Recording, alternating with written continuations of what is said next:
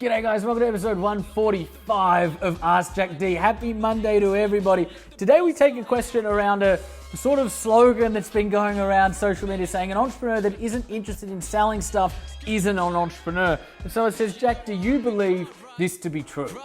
28 and I'm trying to shape history, pulling from the sky for some strength to take with me, line up the stars, fly away quickly and push the world forward like a tidal wave hit me.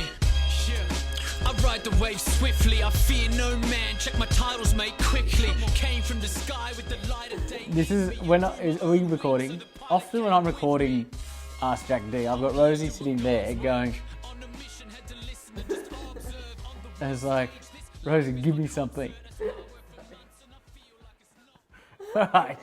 Hi, let's go. Happy Monday to everybody. I hope you guys had a great weekend and having a great start to the week. We are loving chatting to everybody on an ongoing basis over on Snapchat. We're loving the live Ask Jacks and loving the discussions that are happening in these Ask Jacks as well. Today's question comes from Marie Moore, who says, hashtag Ask Jack D. Hey Jack, saw this image, and let's bring the image up now. And I've read a whole lot of comments similar to it recently. What's your take on such statements? And do you believe that to be an entrepreneur, you have to want to sell things? And of course, the image says, an entrepreneur that isn't interested in selling stuff isn't an entrepreneur. There is an element of truth to it, but it's not true absolutely. And I think what we need to do here is distinguish between the different levels of selling that might occur. Firstly, let me say this. In order to be an entrepreneur, somebody who's an entrepreneur is somebody that is bringing a new idea or a new concept or a new product or a new technology into the world. And as such, you need to be able to influence people. You need to be able to get people's buy-in in terms of why what you're bringing into the world matters, right? And nobody should be able to do that better than you. However, what I will say is this, when you talk about sort of micro sales in terms of on the phone and cold calling and selling products, it's a whole different, so what I just discussed at a conceptual level is the idea of being able to influence and the idea of getting buy-in as an entrepreneur. Then you've got a different level of sales, which is like direct sales where you're on the phone or you're doing whatever in order to get direct sales. Now, some people just aren't suited to that. However, that individual can still make a great entrepreneur.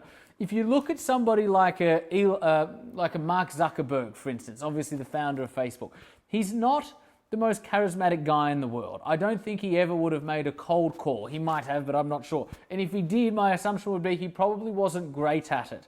So in that instance, when people say the only person you should be able to sell your product better than anybody else, is not true for everybody, because often entrepreneurs can be geeks, often entrepreneurs can be inventors, often entrepreneurs can be introverts, and often the geeks and the introverts and the inventors make better entrepreneurs than the extroverts and the people that have all the charisma that can go out and sell at a micro level, right? So you need to be able to influence, you need to be able to engage, you need to be able to enroll. But that's a much higher level conversation than just sort of hustling and selling things down at a micro level. If that's not your gig, that's okay. Find people that can do that really, really well. Find people where who they are truly aligns to doing a job of that nature and engage them to be your salespeople, right?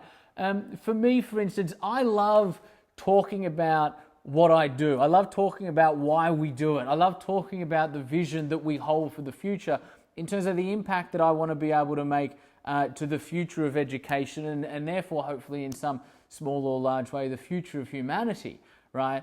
But in terms of asking me to sit in a room and make calls and all of that, I'm not great at that. And so my success multiplies when I have other people who can do that on my behalf to a much greater degree than what I can, right? And so statements like those who aren't interested in selling aren't entrepreneurs. It's like absolutism, right? It's too absolute in order to be true. The only fundamental truth, I believe, that can be absolute across life and business is find out who you are. Find out what you're great at. Find out what you suck at. Find out what gives you joy. Find out where you naturally have curiosity and follow that joy and follow that curiosity and follow and amplify your strengths.